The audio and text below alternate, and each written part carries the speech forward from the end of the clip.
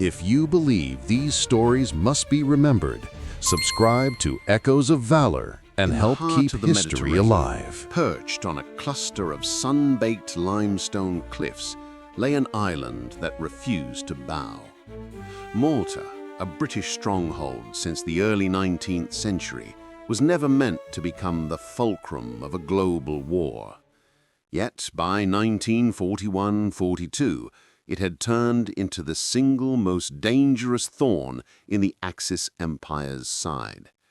From this small, rocky outpost, British submarines and aircraft launched strike after strike against German and Italian supply convoys carrying fuel, troops, and ammunition to North Africa. Every ship sunk in these waters weakened Rommel's Afrika Korps far more effectively than any tank battle could. And Hitler knew it. So did Mussolini. Which is why they made a terrifying decision. Malta must be crushed by any means necessary. The siege began with relentless air raids, more than any other place on Earth endured during the same period. The Luftwaffe and the Regia Aeronautica turned the sky into a black, thunderous ceiling of engines and explosions. Valletta, once a jewel of fortifications and Baroque architecture, became a skeleton of shattered stone. Streets vanished beneath craters. Churches collapsed into their own dust. Yet the island did not surrender. British garrisons clung to survival. Anti-aircraft crews grew so exhausted that some slept standing up between bombardments. Civilians dug deeper into shelters carved into rock, waiting out each raid in darkness filled with dust and prayers. And as the months dragged on, the situation became dire. Malta was starving. Food reserves fell to the brink. Rationing stretched every grain of rice, every drop of oil. Water became precious. The island's air force struggled to fly. Fuel was nearly gone. Hurricanes and Spitfires sat silent on the runway, unable to intercept the bombers overhead. The submarines that once harassed Axis convoys now risked being trapped in port forever. By mid-1942, even Churchill feared Malta might be lost. If the island fell, the Mediterranean could become an Axis highway, stretching from Italy to Libya without interruption. Rommel would be resupplied. The North African front could collapse entirely. The war in this theater might tilt irreversibly. Every signal from the island carried the same desperate truth. We can hold if you can send us fuel, food, and ammunition. It was a message the British Admiralty could no longer ignore. And so, in the shadow of starvation, under the weight of history itself, a decision took shape: to assemble the largest, most heavily defended convoy ever attempted in the Mediterranean. A lifeline of steel would be sent through hell. That operation would soon be called, by sailors, historians, and the survivors who clung to floating wreckage, nothing less than a miracle. Operation Pedestal. The gamble that would decide whether Malta lived or died. By the summer of 1942, the British Admiralty faced a brutal equation. Without supplies, Malta would collapse within weeks. The island's fighter squadrons were nearly grounded. Anti-aircraft ammunition was dwindling. Fuel reserves were evaporating so quickly that power stations were preparing for shutdown. Every passing day tightened the noose. The solution had to be bold, so bold that many within the Royal Navy privately doubted it could succeed. Operation Pedestal was conceived not as a typical convoy, but as a full-scale naval assault whose objective happened to be delivery, not destruction. 11 merchant ships, slow, heavily loaded, and painfully vulnerable, would be escorted by what was practically the entire backbone of the Royal Navy: 4 aircraft carriers, 2 battleships, 7 cruisers, and 32 destroyers. It was a task force so vast that even German intelligence struggled to believe the British would risk such forces for a single island. But they would. They had no choice. Central to the mission was one ship, the American-built tanker SS Ohio. She carried the most precious cargo of all, aviation fuel. Without Ohio, Malta's remaining fighters would be grounded permanently. Every escort commander knew this tanker had to reach Grand Harbor at any cost, even if it meant towing her in under fire or sacrificing entire warships to shield her. As Pedestal's ships gathered at the Clyde in Scotland, tension hung over the fleet. Merchant sailors, many of them civilians, were briefed on the danger. They learned about the gauntlet ahead: German U-boats lurking near the Strait of Gibraltar, Italian motor torpedo boats prowling the Sicilian Narrows, Axis bombers waiting overhead like vultures. Escape was unlikely. Survival uncertain. Still, they boarded their vessels, loaded cargo, and prepared to sail. On August 3rd, the convoy slipped away from British shores. The carriers, HMS Eagle, Victorious, Indomitable, and Furious, carried dozens of fighters to guard the fleet. Battleships, HMS Nelson and Rodney, formed a steel wall against air and surface attack. The cruisers and destroyers spread out like a moving fortress, each knowing that failure was not an option. As the convoy moved south along the Atlantic, radio silence was absolute. The Admiralty hoped that German reconnaissance would miss the approach until the last possible moment. But German intelligence, fractured yet persistent, soon detected unusual movement. Meanwhile, Italian Naval Command watched the Strait of Gibraltar closely. They understood what such a large fleet could mean. Once the convoy reached the rock, there was no turning back. The strait was the gateway to a deadly tunnel of sea and sky where the Axis waited. As Pedestal entered the Mediterranean, sailors on every deck felt the immensity of the moment. Thick columns of smoke from distant raids on Malta drifted on the horizon, silent reminders of what they were fighting to save. The sun burned over the calm blue sea, but beneath the surface and above the clouds, enemies were already closing in. The first submarine contacts were reported within hours. Torpedo wakes shimmered in the moonlight. The convoy's escorts raced to counterattack, depth charges thundering across the water as aircraft flew constant patrols from the carriers. The hunters had found their prey. And for the men aboard these ships, the road to Malta had just begun its descent into hell. The convoy left Gibraltar and entered the narrow, hostile corridor of the Mediterranean, an unforgiving arena where every mile meant a new threat.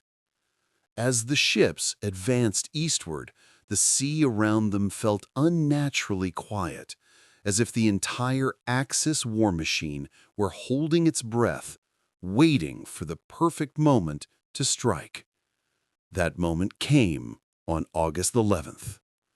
Dark specks appeared in the distance, first just shadows, then unmistakable silhouettes. German U-88s diving out of the sun roared toward the convoy with terrifying precision.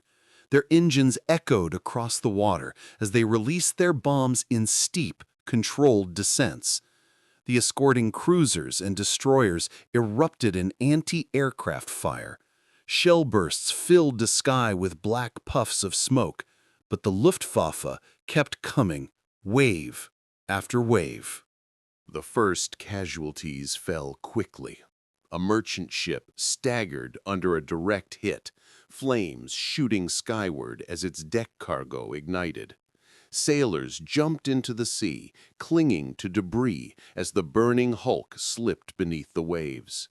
And yet the convoy sailed on, tightening its formation, bracing for the next blow. As daylight faded, new dangers rose from below. German U-boats and Italian submarines, which had been shadowing the convoy for days, began their approach. The escorts dropped depth charges that thundered beneath the water, sending towering plumes into the air, but the submarines were relentless. One torpedo found its mark, tearing into the hull of a freighter. The ship folded almost instantly, splitting in two, before being swallowed by the Mediterranean. Night did not bring relief. Italian mass torpedo boats, small and fast like predators in the darkness, darted toward the convoy.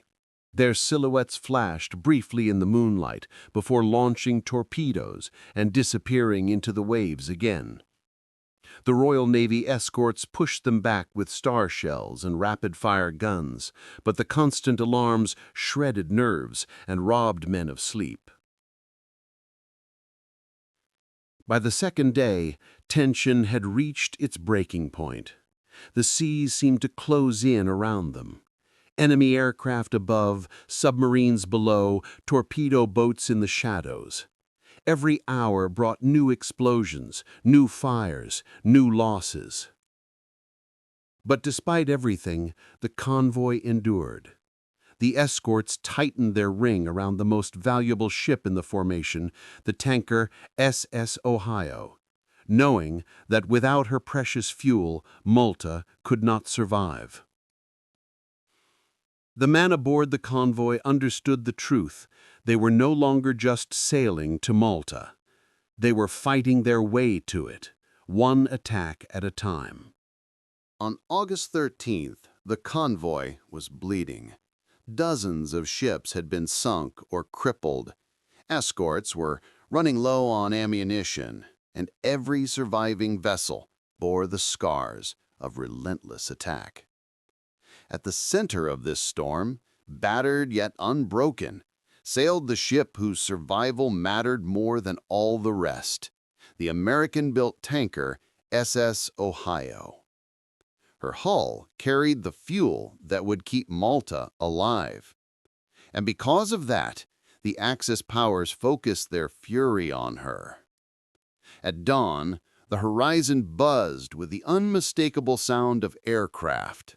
German U-87 Stukas and Italian SM-79 torpedo bombers descended on the convoy with renewed determination. Their orders were clear: destroy the Ohio at any cost.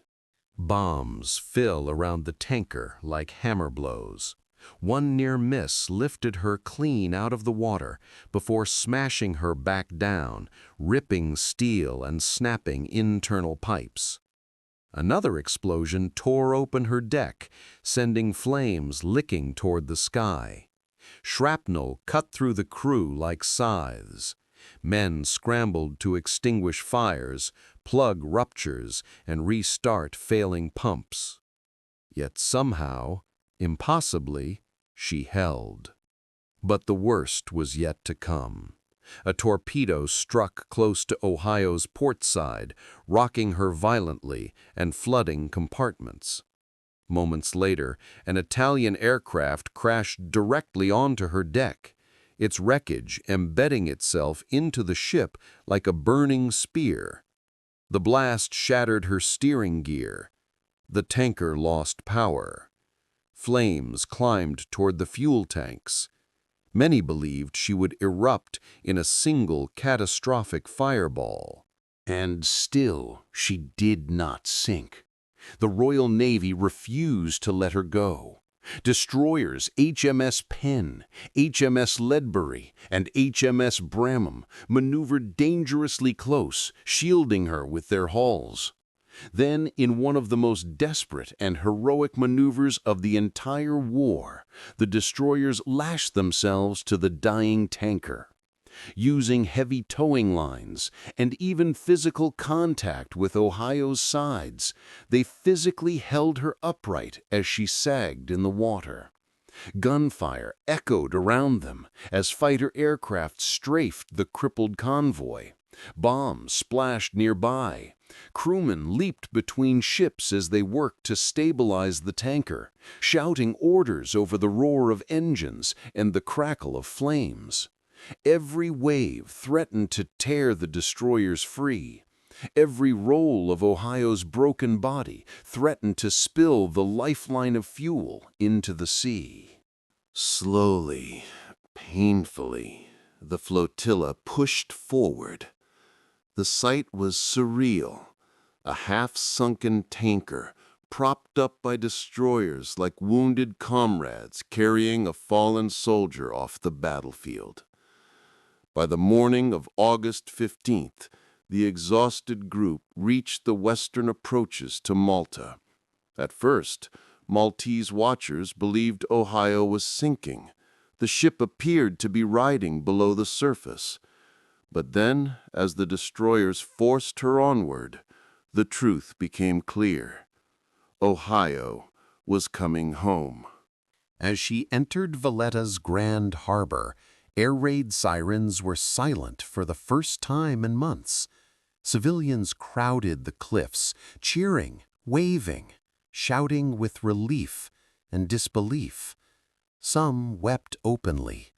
Others saluted as the tanker limped past, her decks shattered, her spine broken, but her cargo intact.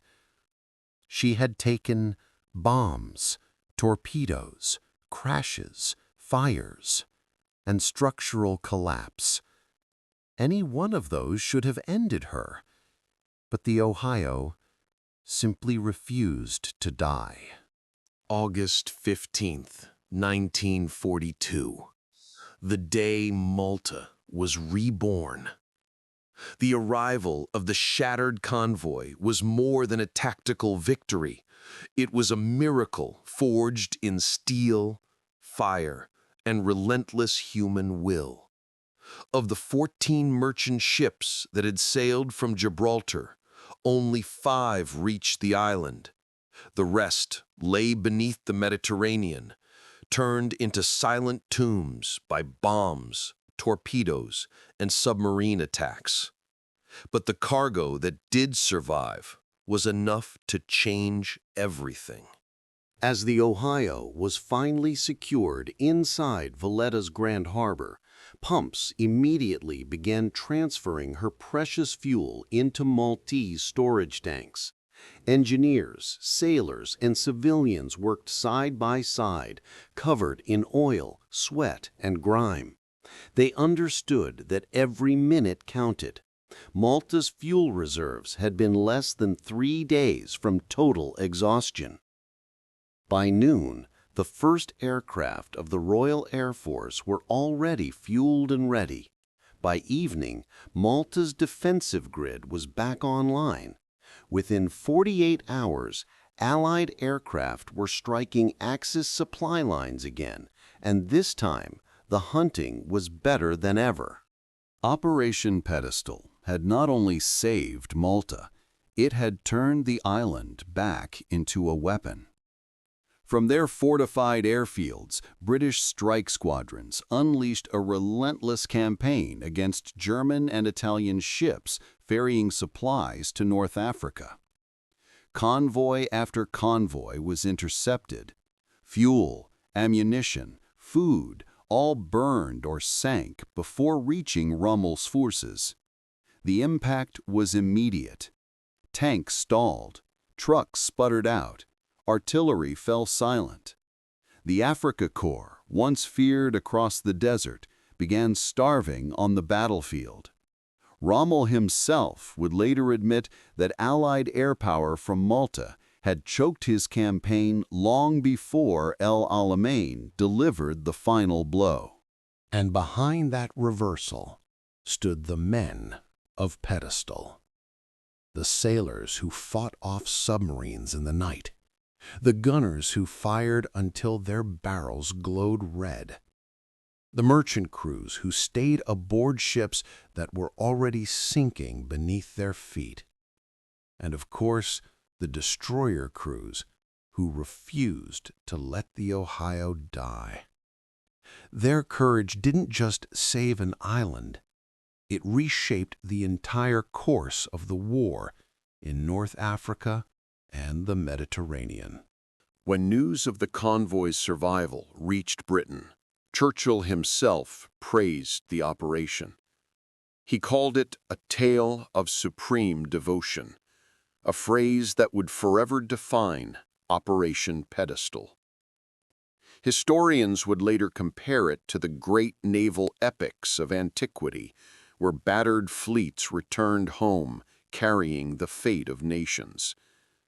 As for the Ohio, she never sailed again. Her spine had fractured beyond repair. After offloading her fuel, the iconic tanker settled into the harbor, finally resting after her impossible journey. She had done her duty, and in doing so, earned immortality. On Malta, to this day, veterans and families still speak her name with reverence, and every August, the island remembers the convoy that refused to surrender, even when everything seemed lost. Operation Pedestal was not just another battle, it was proof that sometimes, when the world is darkest, a handful of ships and a few thousand determined souls can hold back the tide of history.